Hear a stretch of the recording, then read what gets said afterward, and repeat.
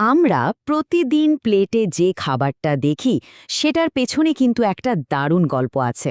এটা শুধু রান্নার গল্প না, তারও অনেক আগের একটা লম্বা সফরের গল্প। চলুন আজ আমরা সেই সফরেরই এক গোপন নকশা খুঁজে বের করি, যা প্রত্যেকটা খাবারের ভাগ্য ঠিক করে দেয়। কখনো কি ভেবে দেখেছি আমরা যে চিপসের প্যাকেটটা খাচ্ছি বা ধরুন ওই জুসের বোতলটা, সেটা ঠিক কিভাবে আমাদের হাত পর্যন্ত এসে পৌঁছায়? এর যাত্রাটা শুরু হয় কোথা থেকে আর শেষই বা হয় কোথায়? আসলে এই পুরো জার্নির পেছনেই আছে একটা নিখুঁত পরিকল্পনা বা নকশা।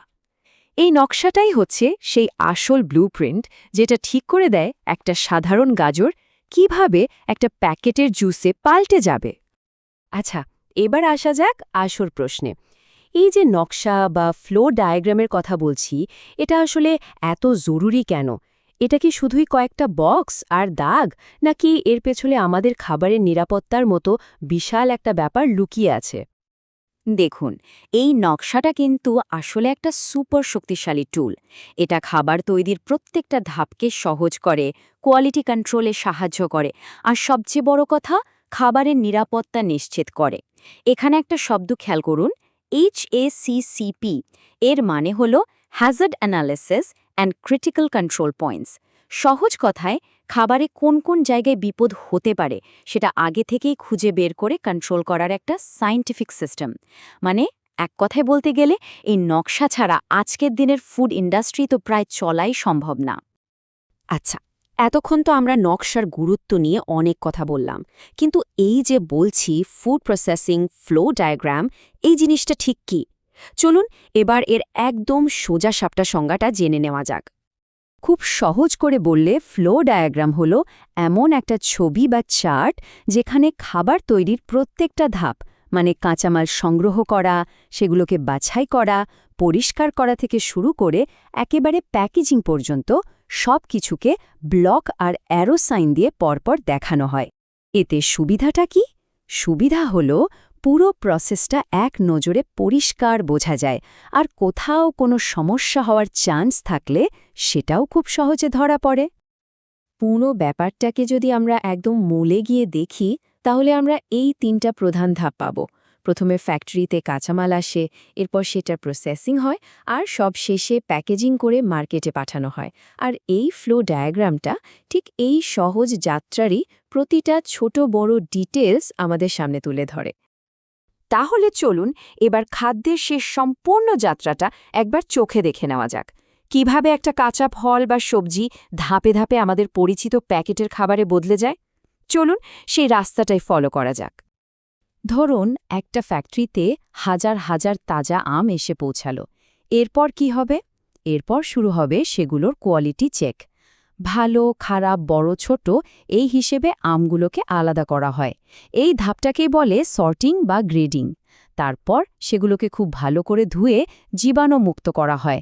শেষে প্রয়োজন মতো খোসা ছাড়িয়ে বা নির্দিষ্ট সাইজে কেটে পরের স্টেপের জন্য রেডি করা হয়।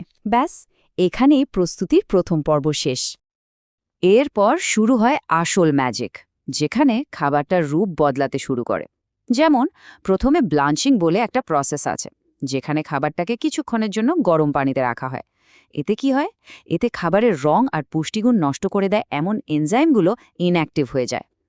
এরপর আসে মেইন প্রসেসিংয়ের পালা, যেখানে হয়তো আমটা জুসে বা আলুটা চিপসে পরিণত হচ্ছে। আর একদম শেষে গরম খাবারটাকে খুব তাড়াতাড়ি ঠান্ডা করা হয়, যাতে কোনো ক্ষতিকর ব্যাকটেরিয়া জন্মানোর সুযোগই না পায়।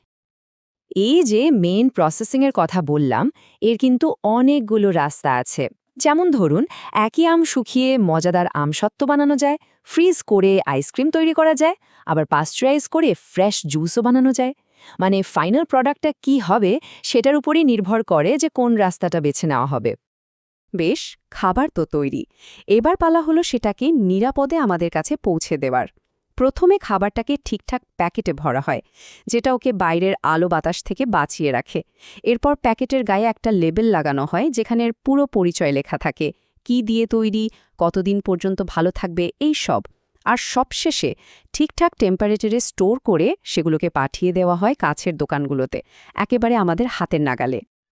তাহলে এই যে এত লম্বা একটা জার্নি আমরা দেখলাম, এর থেকে আসল কথাটা কি, মানে মূল টেকওয়েটা কি?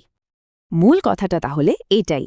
ফুড প্রসেসিং ফ্লো ডায়াগ্রাম হলো এমন একটা চার্ট যেটা কাঁচামাল রিসিভ করা থেকে শুরু করে একেবারে ডিস্ট্রিবিউশন পর্যন্ত খাবার তৈরির প্রত্যেকটা ধাপকে পরপর দেখায়। আর ফুড ইন্ডাস্ট্রিতে কাজের সিকোয়েন্স বুঝতে আর কোয়ালিটি কন্ট্রোল ঠিক রাখতে এটা একদম অপরিহার্য।